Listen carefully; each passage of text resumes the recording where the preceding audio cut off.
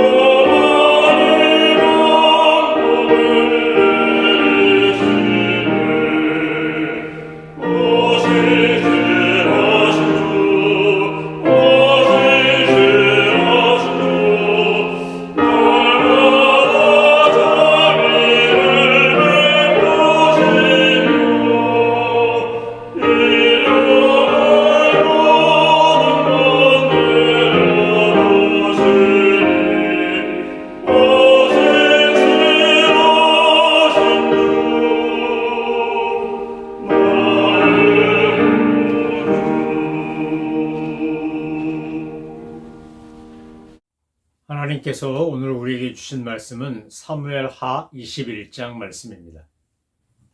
사무엘하 20장까지는 연대기적인 순서로 일어난 사건을 다루고 있다고 한다면 21장부터는 연대기와 상관없이 다윗 시대에 일어났던 사건들을 중점적으로 다루며 하나님의 섭리와 계획이 무엇인지를 설명하고 있습니다. 사무엘하 21장에서 우리가 주목해 보아야 할 것은 바로 21장 1절부터 나오는 기근 이야기입니다. 역사 속에 구약 성경에 등장하는 이 기근, 신약 성경에도 나오는 이 기근은 하나님의 계획과 섭리 속에 이루어지는 일이라고 할 수 있습니다. 그래서 이 기근은 하나의 시험이기도 하지만 문제가 드러나고 그것을 해결할 수 있는 기회이기도 합니다. 오늘 21장에 나오는 이 3년의 기근은 기브온 사람들과 이스라엘 백성들이 맺었던 언약을 일방적으로 사울이 파기했기 때문에 그 파기한 것, 바꿔 말하면 기브온 사람을 죽이고 살육한 사건 때문에 결국 하나님께서 다윗 시대에 그 책임을 물으신 거라고 할 수 있습니다. 우리는 사무엘하 21장을 묵상하면서 이런 질문을 하게 됩니다.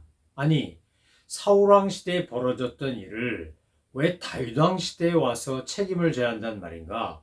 그리고 다윗왕은 아무 잘못한 게 없는데 기브온 사람들한테 악한 일을 한 적이 없는데 왜 다윗왕이 통치하는 시절에 3년간 기근이 들었단 말인가?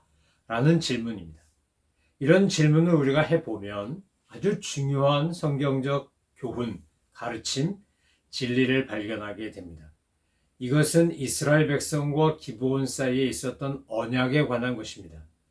여호수아가 가나안 땅을 정복해 나갈 때 하나님께서 여호수아를 통하여 하나님의 놀라운 역사를 이루어 갈 때 기브온 족속들이 이스라엘 백성들이 진군하고 점령하면 어떤 결과가 나오는지를 알고 이스라엘 백성들을 속이기 위해서 위장수를 쓰고 마치 먼 데서 온 것처럼 해가지고 화친 조약을 맺지 않습니까? 언약을 맺습니다.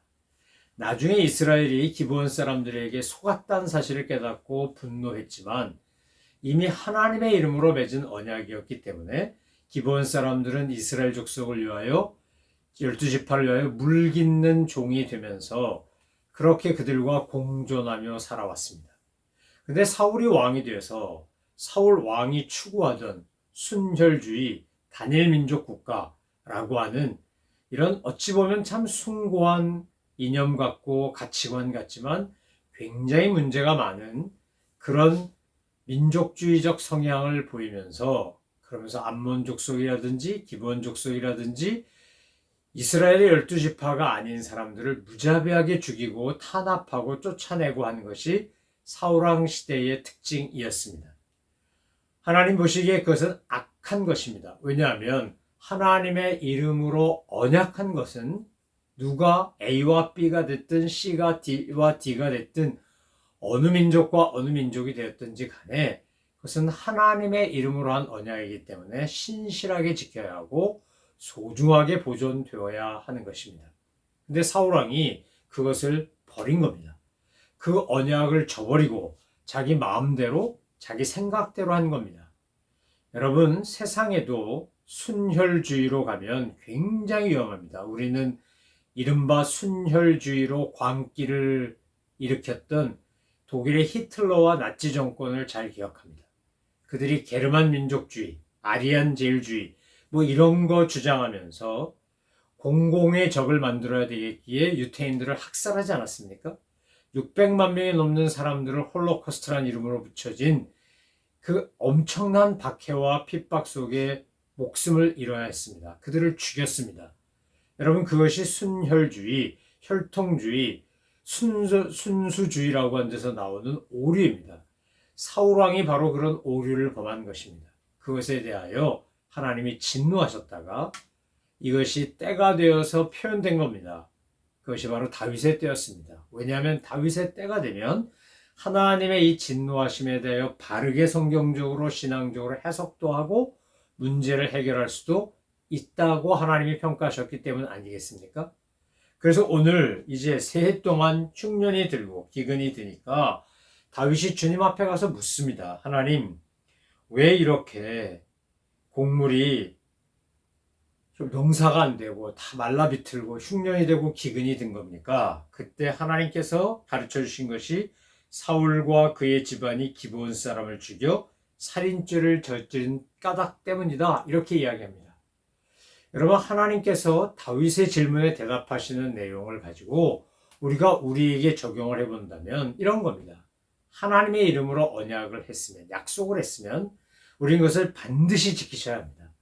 설사 내가 몰라서 속아서 언약을 약속을 했다 할지라도 하나님의 이름으로 한 것이기 때문에 반드시 지켜야 합니다.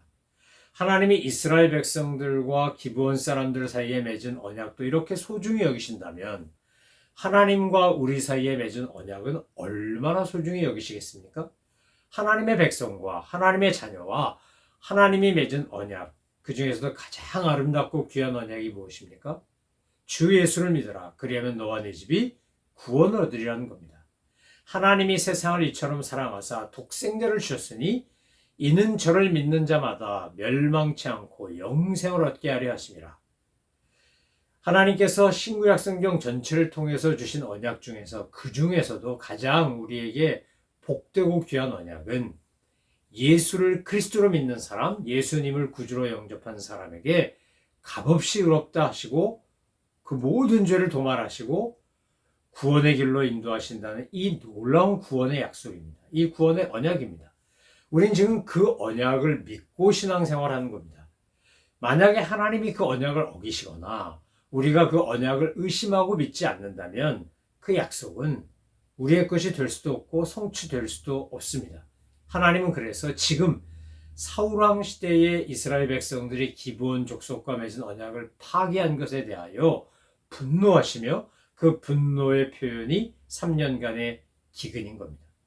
여러분, 흉년이 오고 기근이 오면 우리 삶에도 인생살이에도 흉년이 오고 기근이 올 수 있지 않습니까? 아마 통과하신 분도 있고 지금 그 한복판에 있는 분도 있고 이제 막 빠져나온 분도 있고 다양한 종류의 경험을 하실 겁니다. 그런데 그 흉년이라고 하는 것은 우리에게 믿음의 선택을 할 수 있는 기회이기도 합니다. 성경에 나타난 주요 기근들, 주요 흉년들을 보면 제일 먼저 창세기 12장에 보면 아브라함 시대에 기근이 들었을 때 그가 그 기근을 피하여 애굽으로 이주하는 이야기가 나옵니다. 기근은 기회라고 말씀드렸습니다. 흉년은 하나님과 독대할 수 있고 내 안에 감추어진 문제를 해결하고 믿음으로 하나님의 능력을 경험하는 복된 기회입니다. 힘들지만 어렵지만. 그런데 아브라함이 어떻게 한 겁니까? 쉽게 가려고 그 약속의 땅을 포기하고 애굽으로 가는 바람에 그는 아내도 빼앗길 뻔하고 망신도 당하고 여러 가지 어려움을 겪지 않습니까? 창세기 26장에 보면 이삭 시대의 기근이 나옵니다. 그 또한 이삭도 흉년이 들자 자기 아버지가 그랬던 것처럼 아브라함처럼 그도 그 땅을 떠나서 블레셋 땅 기갈로 이주합니다. 그랄로 이주합니다. 그 그랄로 이주하는 바람에 리브가를 누이라고 속인 자기 아버지가 한 것과 똑같은 거짓말을 하고 똑같은 어려움을 당합니다. 요셉 시대에도 기근이 있었습니다. 7년 풍년, 7년 흉년. 그래서 대풍년, 대흉년이 있었는데 그 대흉년 기간 동안에 무엇이 된 겁니까? 야곱과 요셉의 나머지 11형제가 만나서 이제 애굽 땅에서 이스라엘 백성들이 거대한 민족이 되는 일종의 인큐베이터가 되는 기회가 됩니다. 기근이 온다 그래서 흉년이 든다 그래서 무조건 나쁘기만 한 거냐? 문제만 있는 거냐? 그렇지 않습니다. 만약에 7년 대풍년과 7년 대흉년이 없었다면 요셉은 그저 애굽에서 총리로 야곱과 그의 아들과 요셉의 형제들은 가나안 땅에서 여전히 이름 없는 목동으로 살았을 겁니다. 근데 하나님이 이 흉년을 통하여 어떻게 하는 겁니까? 그들이 다시 만나고 화해하고 회복하고 한 민족을 이룰 수 있도록 역사해 주시는 겁니다. 사사시대에도 보면 기근이 듭니다. 흉년이 드니까 그때 베들레헴에 살던 엘리멜렉 일가가 하나님께 묻지도 않고 자기 마음대로 모압으로 이주합니다. 그 바람에 엘리멜렉도 죽고 말론도 죽고 기련도 죽고 나오미와 룻만 과부가 돼서 과부 시어머니 과부 며느리가 다시 베들레헴으로 돌아오는 이야기가 룻기입니다. 여러분, 성경을 보면 계속해서 기근 얘기가 나옵니다. 창세기부터 계속해서 반복되어 나오는 이 기근은 뭐라고요? 하나님이 주신 기회라고요. 흉년은 우리에게 위장된 축복이라고요. 그때 하나님 앞에서 우리의 감춰진 문제가 해결될 기회가 되고 믿음으로 선택했을 때 하나님이 놀라운 은혜를 더하사 요셉과 그의 형제들이 화해한 것처럼 그토록 그리워하던 아버지와 아들이 만난 것처럼 하나님의 복과 은혜가 임할 수 있다는 겁니다. 다윗은 사울왕이 죽인 이 끔찍한 살해 때문에, 살상 때문에 결국 기근이 들었다는 사실을 알고 기브온 사람들이 요구하는 대로 그렇게 사울의 집안 식구들을 내어줍니다. 사울의 첩이었던 그 첩의 아들 둘과 그리고 사울의 장녀의 아들 5을 내어줍니다. 그렇게 해서 기브온 사람들이 그들을 처단하고 그 후에 다윗이 그 시신을 가져다가 같이 합장해주는 일이 바로 사무엘하 21장에 나오지 않습니까? 그가 사울의 후손 중에 무비보셋은 요나단과의 관계 때문에 보호합니다. 그리고 그가 넘겨준 것은 사울의 첩이었던 리스바와 사울의 딸이었던 메랍의 자녀들이었습니다. 그리고 하나님께서 기브온 족속이 그 화풀이를 분풀이를 다 하고 나니까 그 땅을 돌보시사 그들이 간절히 하나님 앞에 간구하는 기도를 들어주셔서 흉년이 기근이 끝났다고 되어 있습니다. 사랑하는 성도 여러분, 오늘 저와 여러분의 삶에 찾아오는 기근, 흉년이 있다면 그것이 물질적인 것이든 영적인 것이든 또는 신체적인 것이든 어떤 것이든지 간에 나에게 닥치는 환난, 이 흉년과 기근이라고 하는 이 중차대한 문제 앞에서 저와 여러분이 해야 될 일은 다윗처럼 기도하는 겁니다. 하나님께 솔직하게 정직하게 물어보시는 겁니다. 도대체 이 흉년, 이 기근 왜 들은 겁니까? 왜 저는 몸이 아픈 겁니까? 왜 저는 사업을 하다 어려워진 겁니까? 왜 저는 파산 일보 직전까지 간 겁니까? 왜 파산했습니까? 여러분, 여러 종류의 기근, 여러 종류의 흉년이 있지 않습니까? 그럴 때 하나님 앞에 다윗처럼 물으면, 기도하면 하나님은 우리에게 왜 이런 기근이, 왜 이런 흉년이 생겼는지를 설명해 주십니다. 우리가 죄를 짓고 잘못해서 오는 기근과 흉년일 수도 있고, 요셉이 그랬고 다윗이 그랬고 모세가 그런 것처럼 훈련받기 위하여 광야로 내몰리는 것도 있습니다. 모든 게 다 나의 죄 때문만도 아니고 모든 것이 하나님의 훈련 계획 속에 있는 것만도 아닙니다. 그렇다면 우리 안에 만약에 죄 때문에 이런 문제가 생겼다면 이것은 도리어 이 흉년은, 이 기근은 우리를 새롭게 변화시키고 문제를 해결해서 하나님의 보좌 앞에 나아갈 수 있도록 만드는 위장된 축복이라는 겁니다. 오늘 여러분의 삶에 어떤 기근, 어떤 흉년이 닥치고 있나요? 어떤 어려움이 여러분을 엄습했나요? 어떤 고난이 여러분을 하여금 힘들게 하고 지치게 하고 괴롭게 하고 있나요? 그 고난, 그 고통, 그 흉년, 그 기근 앞에서 저와 여러분은 다윗처럼 기도하고 다윗처럼 행동하는 믿음의 사람 되시기를 소망하며 축원합니다. 만약에 사무엘하 21장을 휴머니즘의 눈으로 본다면 아니 어떻게 조상이 지은 죄 때문에 아무것도 모르는 자식이 7이나 죽을 수 있냐? 이렇게 이야기할 수 있겠지만 사무엘하를 기록한 성서 기자가 성령의 감동을 받아 우리에게 전하고 싶었던 이야기는 딱 하나입니다. 하나님은 언약을 신실하게 지키시는 분이고 설사 이방 민족과의 언약이라 할지라도 하나님의 이름으로 한 언약이면 반드시 지킬 것을 요구하시고 더 나아가 우리와 한 하나님과 우리 사이의 이 구원의 언약은 조금도 변하지 않는다는 겁니다. 하나님의 놀라운 은혜와 사랑은 늘 동일하다는 거예요.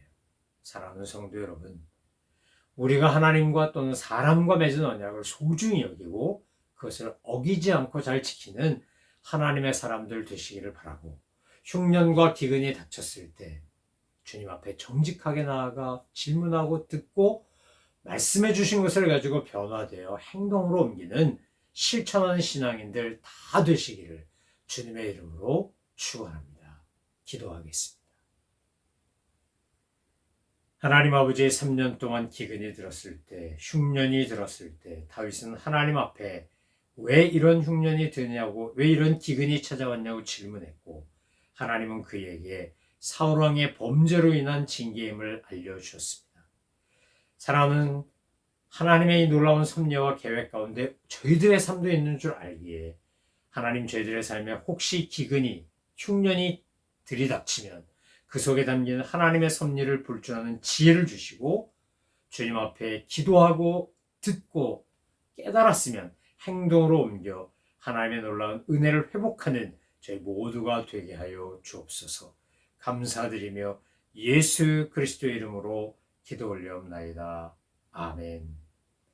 하늘에 계신 우리 아버지, 아버지의 이름을 거룩하게 하시며 아버지의 나라가 오게 하시며 아버지의 뜻이 하늘에서와 같이 땅에서도 이루어지게 하소서. 오늘 우리에게 일용할 양식을 주시고 우리가 우리에게 잘못한 사람을 용서해 준 것 같이 우리 죄를 용서하여 주시고 우리를 시험에 빠지지 않게 하시고 악에서 구하소서. 나라와 권능과 영광이 영원히 아버지의 것입니다. 아멘.